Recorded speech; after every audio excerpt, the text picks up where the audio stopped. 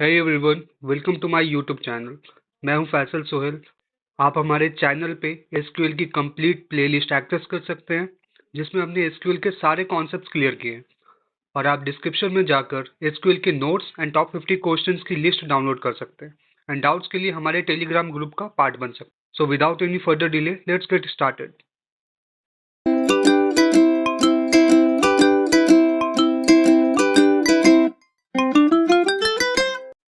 Next topic है हमारा view. View क्या करेगा? View is a virtual table. ठीक है, ये एक वर्चुअल टेबल होता है बेस्ड ऑन रिजल्ट सेट पे बेस्ड होता है। Okay, of an SQL statement means ये एक कोई प्रॉपर टेबल नहीं होता, ये एक बस वर्चुअल टेबल होता है जो किसी एक टेबल जो प्रेजेंट है हमारे डेटाबेस में उसकी एक कॉपी होती है, उसका एक बस व्यू होता है। It's like a real table but its field are derive from one और more real table in the database. ठीक है, यानी डेटाबेस में हमारे पास बहुत सारे टेबल्स अवेलेबल है, उन टेबल्स का यूज करके मैं एक व्यू क्रिएट करना चाहता हूँ। मीन्स मेरे पास एक कस्टमर है। ठीक है, मान लो एक कस्टमर टेबल है और उसके साथ साथ एक एम्प्लॉय टेबल भी है।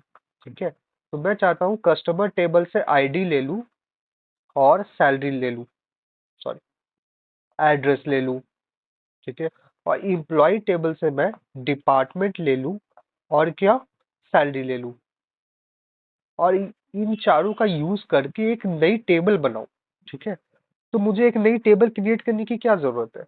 मैं बस इन चारों कॉलम्स का यूज करके एक व्यू क्रिएट कर दूंगा। ठीक है, और व्यू का एक नाम रख दूंगा। जब भी मुझे इन चारों चीजों को देखने की जरूरत पड़ेगी मैं उस व्यू को कॉल कर लूंगा। तो एक ये वर्चुअल टेबल मैंने बना दिया। इसके बारे में हम लोग ब्रीफली देखते हैं। व्यू का ये सिंटेक्स हो गया है। मीन्स हम क्या करेंगे, एक हमारे पास ये टेबल है, ये जो फर्स्ट टेबल है, ये टेबल है जिसमें हमारे पास ID, first name, last name, age और कॉन्टैक्ट है। ठीक है, जिसमें 3 एंट्रीज हमारे पास है। अब मैं चाहता हूँ इस टेबल से एक व्यू बनाना। तो मैंने क्या किया, क्रिएट किया है व्यू। यहाँ पर व्यू कमांड का यूज हुआ है। उसके बाद मैंने व्यू का नाम लिखा है। मैंने लिख दिया कस्ट व्यू, यानी कि इस व्यू का एक नाम लिख दिया कि कस्टमर व्यू नाम का एक मैं व्यू बना रहा हूँ।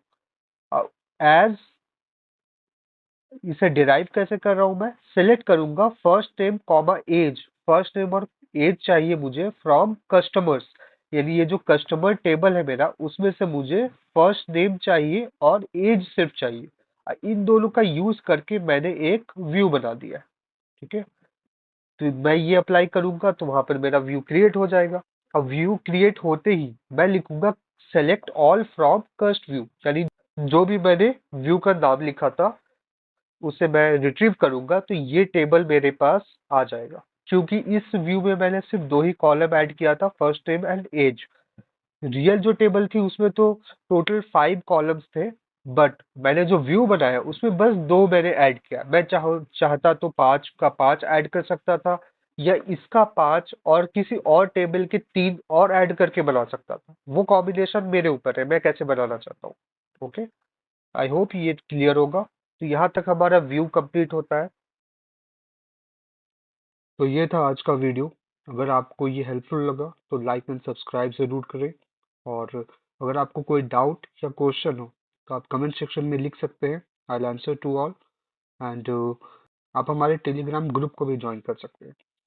तो मिलते हैं अगली वीडियो में, तब तक के लिए happy learning and happy coding.